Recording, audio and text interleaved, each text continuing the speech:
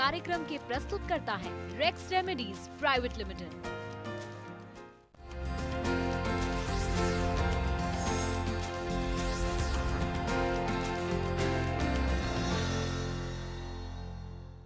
नमस्कार, हेल्थ मंत्रा में आप सभी का स्वागत है। मैं हूं नीतू शम्मी। दोस्तों, अगर आप स्वस्थ हैं तभी जीवन का आप असली आनंद ले सकते हैं। इसीलिए अच्छी सेहत है बेहद जरूरी।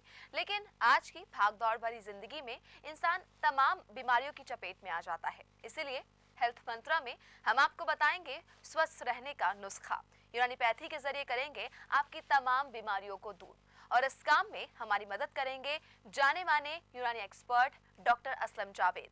डॉक्टर जावेद देश विदेश के लाखों मरीजों का यूनानी पद्धति के जरिए सफल इलाज पिछले 23 सालों से लगातार कर रहे हैं और diabetes, HIV, AIDS, hepatitis B and C, liver problem और किडनी प्रॉब्लम में लाखों मरीज उनसे राहत भी पा चुके हैं।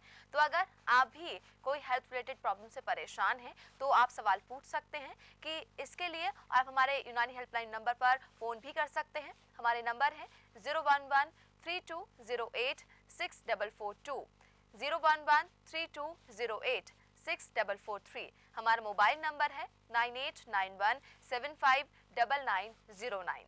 इस वक्त स्टूडियो में मेरे साथ मौजूद हैं डॉक्टर असलम जावेद। डॉक्टर साहब, बहुत बहुत स्वागत है आपका हमारे स्टूडियो में। यहाँ पर यूनानी पद्धति के बारे में हम बात कर रहे हैं और आप लगातार 23 सालों से यूनानी पद्धति के जरिए लाखों लोगों का सफल इलाज कर चुके हैं।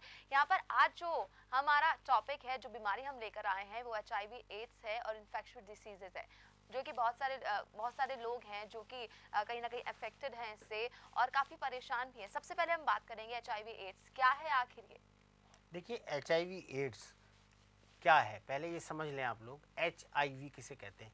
Human immuno virus. ये उस वायरस का नाम है जो हमारे शरीर के अंदर किसी भी तरह से प्रवेश कर जाए तो वो आदमी, अगर उसका हम ब्लड टेस्ट कराएं, मान लो एक प्रिलिमिनरी टेस्ट कराएं, वेस्टर्न ब्लड टेस्ट कराएं, तो ये वायरस हमारे शरीर के अंदर चला जाता है। तो वो जो मरीज़ होता है या पेशेंट होता है या इंसान होता है वो HIV पॉजिटिव माना जाता है। जब हमें ये पता चलता है कि वो HIV पॉजिटिव है तो इसका मतलब उसके शरीर में वायरस जो है वो प्रवेश कर चुका है। एक कंडीशन ये होती है, उसको HIV पॉजिटिव पेशेंट कहा जाता है।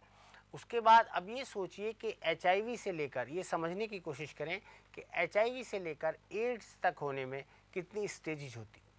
ये उसकी पहली स्टेज हुई उस आदमी की या उस इंसान की जब उसका टेस्ट पॉजिटिव आया। उसके लिए कुछ कन्फर्मेशन टेस्ट कराएं जो DNA PCR टेस्ट होते हैं या वायरल लोड टेस्ट होते हैं, उनमें आप सब कुछ करा सकते हैं।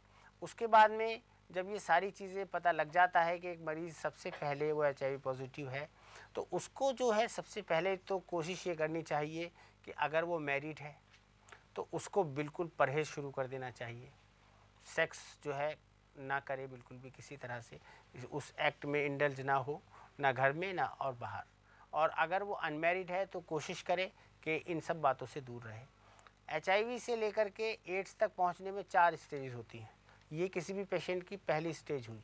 सेकंड स्टेज जब आती है जब सेकेंडरी इन्फेक्शंस होने लगते हैं, यानी मान लीजिए किसी को ट्यूबरकुलोसिस हो गई, किसी को लिवर इन्फेक्शन हो गया, किसी को फीवर लगातार चलने लगा, किसी को लूज मोशंस होने लगे, इसको कहते हैं सेकंड स्टेज, जब सेकेंडरी इन्फेक्शंस होने लगते हैं।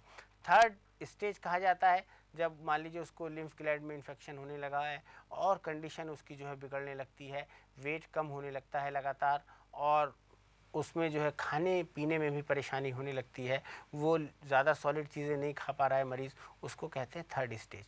और उसका वायरल लोड लगातार बढ़ता चला जा रहा है, प्रॉब्लम्स बढ़ती चली जा रही हैं, मल्टीपल ऑर्गन्स को घेर लेते हैं HIV के वायरसेस, तो उसको थर्ड स्टेज कहा जाता है। और जो लास्ट स्टेज या फोर्थ स्टेज होती है उसको कहते हैं AIDS, acquired immuno deficiency syndrome, जिसमें इम्यूनिटी से लड़ने की, रोग प्रतिरोधक क्षमता बिल्कुल ख़त्म हो चुकी होती है और वो समझ लें कि एड्स है, लास्ट स्टेज उसको माना जाता है। ये HIV और एड्स में फ़र्क है जो हमें पता नहीं है। बहुत सारे लोगों को, जो लोग HIV से ग्रसित होते हैं, पीड़ित होते हैं, वो ये फ़ौरन समझने लगते हैं कि मुझे एड्स हो गया। ऐसा नहीं है। और HIV पहली स्टेज होती है जब वो पीड़ित होता है और सब लोगों को जिनको जांच करा लें पहले जांच कराएं, फिर कंफर्मेशन टेस्ट कराएं। बहुत सारे टेस्ट होते हैं जो इसके ट्रीटमेंट लोग कर रहे हैं, या जो गवर्नमेंट के सेंटर्स हैं वहाँ हमें जाना चाहिए, अपनी जांच करानी चाहिए और कोशिश ये करनी चाहिए कि इन चीज़ों से जो है इनको ऐसा ना समझें कि इनका इलाज नहीं है या इनके लिए कोई डॉक्टर अवेलेबल नहीं है। बहुत लोग इसका इलाज कर रहे हैं और बहुत अच्छे से बहुत से लोगों को फ़ायदा होता रहता है। बिल्कुल, यहाँ पर डॉक्टर साहब ने बहुत अच्छी बात बताई, क्योंकि बहुत सारे लोगों को ये जानकारी नहीं होती है कि आखिर डिफरेंस क्या है एचआईवी और एड्स में। बहुत सारे लोग इसे ही लेकर परेशान भी रहते हैं। तो यहाँ पर डॉक्टर साहब, क्या यूनानी पद्धति के जरिए जो एचआईवी है या फिर एड्स है उसका इलाज संभव है? क्या वो लोग नॉर्मल लाइफ जी सकते हैं इसके बावजूद और यूनानी पद्धति को अपनाकर? देखिए, हम पिछले 20-25 सालों से हमने कुछ यूनानी दवाओं के द्वारा स्टार्ट किया था इलाज, और आज काफ़ी लोगों को मतलब देखिए मेन प्रॉब्लम होती क्या है, शुरुआत कैसे होती है किसी भी तरह से, अब चाहे वो सेक्सुअली ट्रांसमिटेड हो वायरस, या इंजेक्शन के ज़रिए किसी सिरिंज के ज़रिए हमारे शरीर में चला गया हो, या ब्लड ट्रांसफ्यूज़न के ज़रिए चला गया हो, या किसी और कारण से चला गया हो, अगर हमारे शरीर में पहुंच जाता है तो वो वायरस करता क्या है? बेसिकली वो वायरस करता ये है कि जो हमारा इम्यून सिस्टम है, हमारी बॉडी को, हमारे शरीर को जो है अल्लाह ताला या भगवान की तरफ से एक ऐसी शक्ति मिली होती है जिसको कि इम्यून सिस्टम कहते हैं, जिसको कहते हैं रोग प्रतिरोधक क्षमता।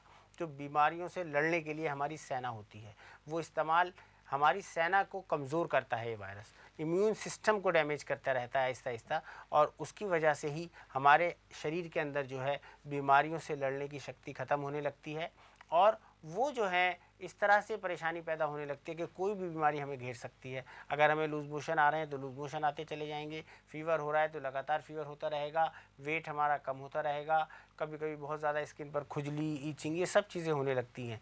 तो यूनानी चिकित्सा पद्धति में इसके ऊपर काफ़ी रिसर्च चल रही है अभी भी, और रिसर्च हुई भी है, और ये देखा गया है कि काफ़ी हद तक जो हमारी दवाएं होती हैं वो इस इम्यून सिस्टम को मजबूत कर सकती हैं। यहाँ तक भी टेस्ट हुए हैं, इन विट्रो और इन विवो स्टडीज़ हुई हैं बाकायदा लेबोरेटरीज़ में और लेबोरेटरी के बाहर भी, कि जहाँ पर ये दिखाया बाकायदा, इस पर हमने एक रिसर्च पेपर चाइना में 2006 में वर्ल्ड एड्स कॉन्फ्रेंस में प्रेजेंट किया था। वहाँ पूरी दुनिया से जो है एचआईवी के माहिरीन जो लोग मौजूद थे, यूएन की जो एम्बेसडर हैं साउथ ईस्ट एशिया की मिसिज़ नफीस सादिक, वो भी मौजूद थी, और उन्होंने सारा हमारे रिसर्च को, हमने बाकायदा रिसर्च करके उनको दिया, पढ़ा, और उसमें सब बताया कि यूनानी जो है एक बहुत कारगर इलाज साबित हो सकती है। देखिए उसके कई कारण हैं। सबसे बड़ा कारण तो यह है कि जो हमारी दवाएं होती हैं यूनानी की, वो हम कभी भी शुरू कर सकते हैं पेशेंट्स को, वरना तो जो मॉडर्न मेडिसिन होती हैं जिसको एआरटी कहा जाता है, एंटी रेट्रोवायरल मेडिसिन, जो अक्सर फ्री मिलती हैं सरकार की तरफ से, अगर उनको लिया जाए तो उसके लिए वो कहते हैं पहले CD4 टेस्ट कराएं। अगर आपका CD4 200 तक है, 250 से कम हो रहा है, तो फिर तो आपको हम दवा देंगे, वरना आपको दवा की ज़रूरत नहीं है। वायरस उसके शरीर में रहते हैं, वायरस बढ़ते रहते हैं, मल्टीपल होते रहते हैं, लेकिन हमारे यहाँ ये है कि हम उन दवाओं को शुरू से दे सकते हैं, बिल्कुल बिगिनिंग से दे सकते हैं। और हमारी दवाओं ने में के रिसर्च पेपर में ये बाकायदा है, और ये साबित हुआ है कि वायरस को हमारी दवाएं किल करती हैं। एआरटी मेडिसिन जो है वो किल नहीं करती वायरस को, और वो वायरल लोड को कम नहीं रखती हैं, कांस्टेंट रखती हैं, वायरस की संख्या नहीं बढ़ने देती हैं। तो हमारी दवाएं कई मायने में बेहतर हैं एचआईवी के लिए, कि एक तो वो वायरस को नहीं बढ़ने देती, वायरस को मारती हैं, और एक सबसे बड़ा फ़ायदा ये है कि सेकेंडरी इन्फेक्शंस नहीं होने देती। किसी भी तरह की जो दूसरी समस्याएं हैं जो मल्टीपल ऑर्गन्स में हो सकता है, वो हमारी दवा नहीं होती हैं, और मल्टीपल ऑर्गन फेलियर का ख़तरा भी नहीं रहता है, सेकेंडरी इन्फेक्शंस का भी ख़तरा नहीं रहता है।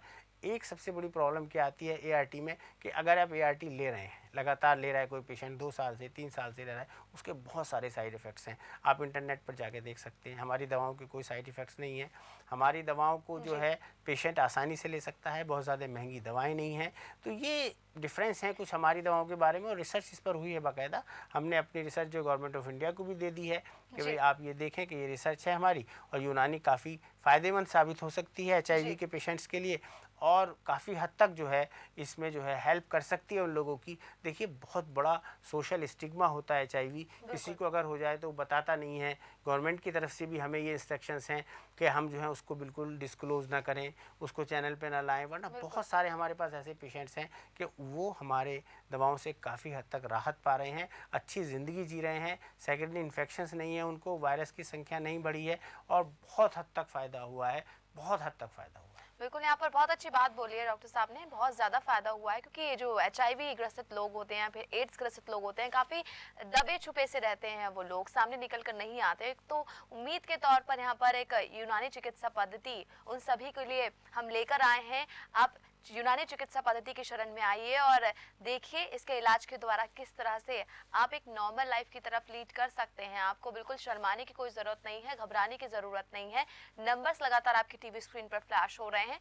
मैं आपको एक बार फिर से नंबर बता देती हूँ। हमारे नंबर है 011-320-864442, 011-320-864443 और हमारा जो मोबाइल नंबर है 9891759909। इन नंबरों पर आप फ़ोन करके आप अपॉइंटमेंट लेके सीधा डॉक्टर साहब से मिल सकते हैं। आपको घबराने की कोई ज़रूरत नहीं है। फिलहाल यहाँ पर हम रुकते हैं एक छोटे से ब्रेक के लिए, जल्द लौटेंगे।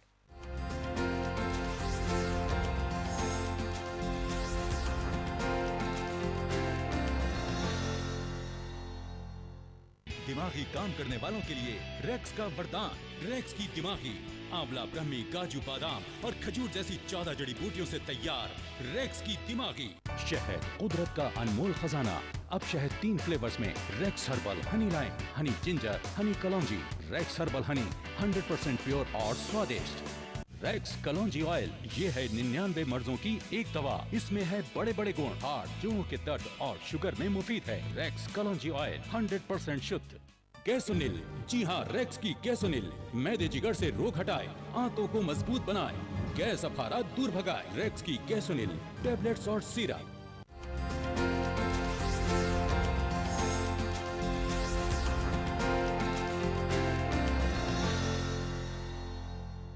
ब्रेक के बाद स्वागत है हमारे इस खास कार्यक्रम हेल्थ मंत्रा में। तो दोस्तों, डॉक्टर असलम जावेद हमारे साथ स्टूडियो में मौजूद हैं और हम आज बात कर रहे हैं एचआईवी एड्स के बारे में। बहुत सारे लोग हैं जो कि इस बीमारी से ग्रसित हैं, लेकिन काफ़ी परेशान रहते हैं। उन्हें समझ में नहीं आता है कि आखिर क्या किया जाए, क्या इसका इलाज संभव है। तो उन सब सवालों का जवाब लेकर हम आपके पास आए हैं और डॉक्टर साहब आपको बता रहे हैं किस तरह से आप अगर एचआईवी या फिर एड्स से ग्रसित हैं तो आप एक नॉर्मल लाइफ लीड कर सकते हैं। चिकित्सा जो कि हमारी पद्धति है, यूनानी पद्धति को आप अपनाइए और किस तरह से आप भी जो बाकी लोग हैं, नॉर्मल लोग हैं, उनकी तरह आप जी सकते हैं। आपको बिल्कुल परेशान होने की कोई जरूरत नहीं है। बात करेंगे हम इसी पर, लेकिन फिलहाल एक कॉलर हमारे साथ जुड़ गए हैं। दिल्ली से मोंटी है हमारे साथ। जी मोंटी, क्या पूछना चाहेंगे आप डॉक्टर साहब से? जी नमस्कार डॉक्टर साहब, मेरा सवाल ये है कि मेरी एज है 25 जी और मेरे बाल बहुत ज़्यादा वाइट होने लगते हैं। अच्छा। देखिए, ऐसा होता है बालों के लिए अक्सर ये क्वेश्चन उठता है कि बाल सफ़ेद क्यों होते हैं। देखिए, यूनानी चिकित्सा पद्धति में ऐसा होता है, मैंने आपको शुरू में भी बताया था कि पिछले कई एपिसोड में हम इस पर डिस्कस कर चुके हैं कि अगर बाल वाइट होने लगे तो उसके बहुत सारे कारण होते हैं। ये हमारी यूनानी चिकित्सा पद्धति में माना जाता है कि ये बलगमी मिजाज का मर्ज़ होता है। इसमें बलगम की ज़्यादती हमारे शरीर के अंदर हो जाती है और उसी की वजह से ज़्यादा परेशानी होती है। दूसरी बात, जिन लोगों को पुराना नज़ला जैसे रहता है या ज़ुकाम वगैरह की समस्या रहती है, बहुत ज़्यादा जिनको साइनोसाइटिस रहता है, इसको अक्सर कहते हैं पुराना नज़ला कहा जाता है यूनानी चिकित्सा पद्धति में, उनको भी समस्या होती है। कुछ लोगों को जो है ग्रेइंग हेयर की प्रॉब्लम जो है अपने फोर फादर से भी मिलती है, जिसको कंजेनाइटल भी कह सकते हैं। बहुत सारे लोगों को अक्सर ऐसा होता है, ये देखा गया है। इसके लिए यूनानी में बहुत अच्छी और कारगर दवाइयाँ मौजूद हैं। सबसे पहले तो उन लोगों को जिनको ये प्रॉब्लम हो, नज़ला हो अगर किसी को, या उनके बाल सफ़ेद हो रहे हैं, तो ठंडी चीज़ें बहुत ज़्यादा अवॉइड करनी चाहिए। ठंडी चीज़ों का सेवन बिल्कुल नहीं करना चाहिए। बर्फ़ का पानी बहुत ज़्यादा ना पिएं या कोल्ड ड्रिंक्स वगैरह का सेवन बहुत ज़्यादा नहीं करना चाहिए। और इसके लिए यूनानी चिकित्सा पद्धति में बहुत कारगर और 3 महीने का हम इलाज करते हैं।